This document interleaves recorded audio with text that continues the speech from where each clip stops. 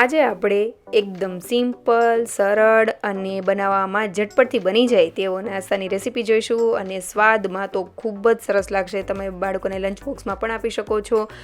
એકદમ હેલ્ધી એવો આ નાસ્તો બનીને તૈયાર થાય છે. તો વિડીયોને જરૂરથી એન્ડ સુધી જોતા રહેજો. તમારું સ્વાગત છે મારી ચેનલમાં અને આપ સૌને મારા જય શ્રી કૃષ્ણ. તો ચાલો શરૂ કરીએ આજની આ રેસીપી. તો સૌથી પહેલાં આપણે મગની દાળને લઈ લઈશું. તો મેં અહીંયા 1/4 કપ જેટલી મગની દાળ જે છે ફોતરા વગરની તેને પલાળીને 2 થી 3 કલાક માટે રાખી દીધેલી હતી.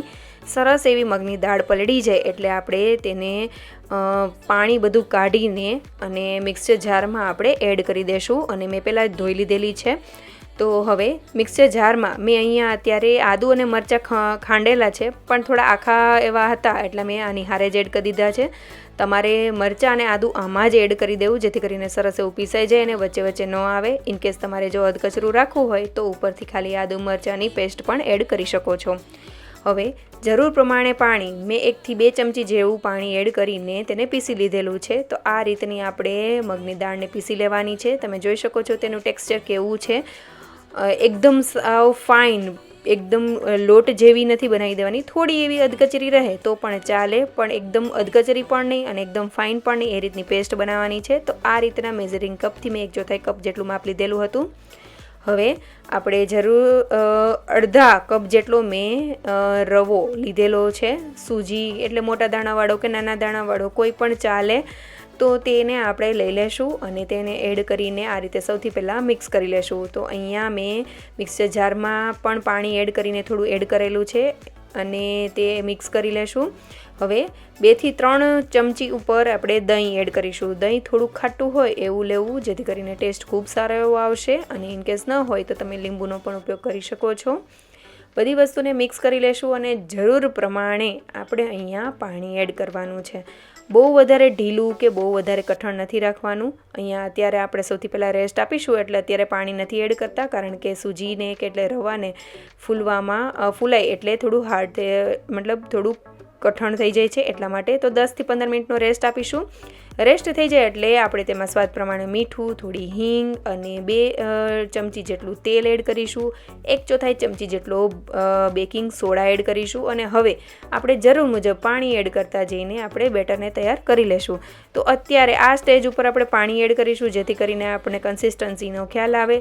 અને જો વધારે પહેલાં આપણે એડ નહીં કરીએ, કારણ કે તેને રેસ્ટ કરીશું એટલે તે સૂજી જે છે તે ફૂલાશે, પાણી બધું એબ્ઝોર્બ થઈ જશે એટલે કન્સિસ્ટન્સીનો ખ્યાલ ન આવે. હવે પાણી એડજસ્ટ કરીને આપણે તેમાં 1/4 ચમચી જેટલું જીરું, આખું જીરું આપણે એડ કરીશું. તેનાથી સ્વાદ ખૂબ સારો એવો આવશે. અને અહીંયા મેં આ રીતનું માપ લીધેલું છે બેટર બનાવવા માટે. ઇનકેસ તમારે એવું ન કરવું હોય તો મગની દાળનું પ્રમાણ થોડું વધારે રાખવું અને સૂજી જેટલું બેટર આપણે થોડુંક થીક બનાવવા માટે જેટલું યુઝ કરીએ એ રીતનું જ આપણે સૂજીને એડ કરવો.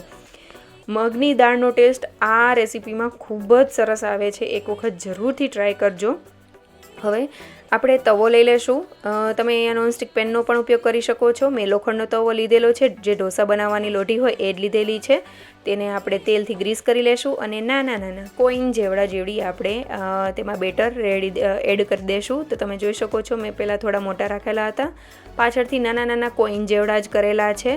અને અહીંયા આપણે બેકિંગ સોડા પણ એડ કરેલો છે. એટલે આ જે કોઈન છે કે ઇડલી પણ કહી શકાય, કોઈન ઇડલી, તો તે થોડી ફૂલાશે એટલે થોડી સાઇઝમાં મોટી પણ થશે. એટલે એ પ્રમાણે તેને લોઢીમાં એટલે કે તવામાં એડ કરવું.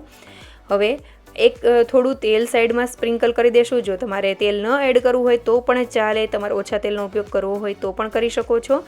એક બાજુ થઈ જાય એટલે આપણે બીજી બાજુ ફેરવી લેશું અને બીજી બાજુ પણ સરસ એવો તેમાં કલર આવી જાય એટલે આપણે તેને લઈ લેશું.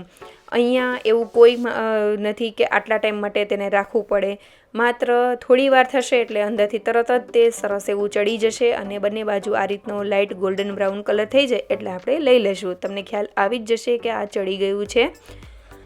તો એક કોઈન ઇડલીને આપણે કટ કરીને પણ જોઈ લઈશું. તમે જોઈ શકો છો કેટલી સોફ્ટ પણ બની છે, ખાવામાં ખૂબ જ ટેસ્ટી એવી લાગે છે. આમ પણ તમે એન્જોય કરી શકો છો. ટોમેટો કેચઅપ સાથે બાળકોને લંચ બોક્સમાં આપવા હોય, સવારના નાસ્તામાં જો તમારે દહીં સાથે પણ લેવું હોય તો પણ તમે લઈ શકો છો. આપણે આગળ એક વઘાર કરીશું, તેનાથી ખૂબ સરસ એવો ટેસ્ટ આવશે. તો આ રીતે જ આપણે બધી કોઈન ઇડલીને કરી લેશું. અને એક થોડું સાઈડમાં મેં તેલ લગાવેલું છે અને તમે અહીંયા ઘીનો પણ ઉપયોગ કરી શકો છો, બટરનો પણ ઉપયોગ કરી શકો છો.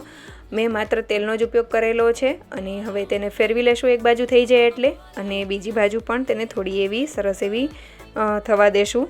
અહીંયા તમારે બહુ ડાર્ક કલર ન આવે, બહુ ક્રિસ્પી ન થાય તો પણ ચાલે. જો તમારે એમનેમ જ દહીં સાથે કે ચટણી સાથે કે ટોમેટો કેચઅપ સાથે સર્વ કરવું હોય તો ક્રિસ્પી કરવી, અને જો તમારે એમનેમ વઘારીને જ ખાવી હોય ચા સાથે કે એમ, તો તમે ક્રિસ્પી ન કરો તો પણ ચાલે.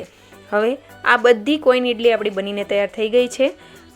તો મેં એક પેન લીધેલું છે, તેમાં તેલ એડ કરીશું અને વઘાર પૂરતું જેટલું ઇડલીમાં જોઈએ એ રીતે જ 1 થી 1.5 ટેબલસ્પૂન જેટલું જ મેં તેલ યુઝ કરેલું છે, બહુ વધારે નથી. તેમાં રાઈ એડ કરીશું. રાઈ ફૂટવા લાગે એટલે જીરું એડ કરીશું આખું. ત્યારબાદ તેને પણ સરસ એવું ક્રેકલ થવા માટે રાખીશું.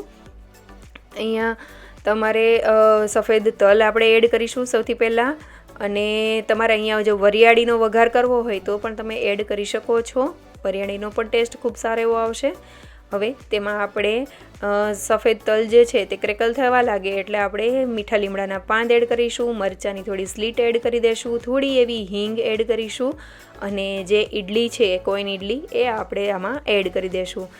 તો તેને સૌથી પહેલાં આપણે ટોસ કરી લેશું. જે વઘાર છે તેની ઉપર સરસ એવો કોટ થઈ જાય એ રીતે કરી લેશું, અને તેને થોડી વાર માટે હલાવી લેશું. સ્વાદ પ્રમાણે ઉપરથી થોડું એવું જ મીઠું આપણે સ્પ્રિંકલ કરીશું. અને ત્યારબાદ આ છે પોડી મસાલો, જેને ગન પાવડર કહેવામાં આવે છે. બેય નામ છે, ગન પાવડર અને પોડી મસાલા.